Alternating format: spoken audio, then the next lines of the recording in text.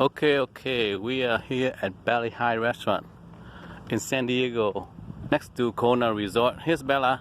Bella hopping hả con? Hopping. Bella hop. Bella hop hay là Bella happy ta? Đây là con, đi này nè. Đó cũng được.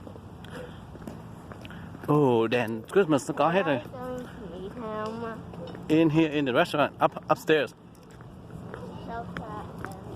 Oh my gosh, this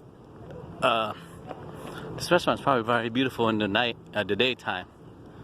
Valley High Restaurant. Yeah. Ê, nó có nhạc kìa Bella.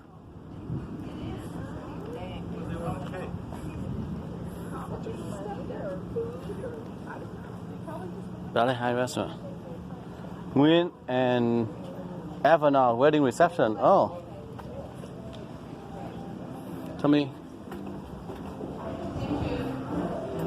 Valley High Restaurant.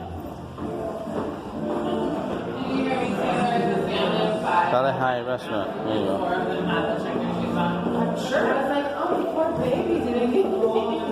Bella, đứng đây con.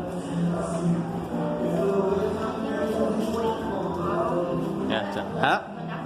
Lịch sự mình đi lên cho tương cấp đi rồi quay phim tính sao anh nói cái điện thoại ra đi.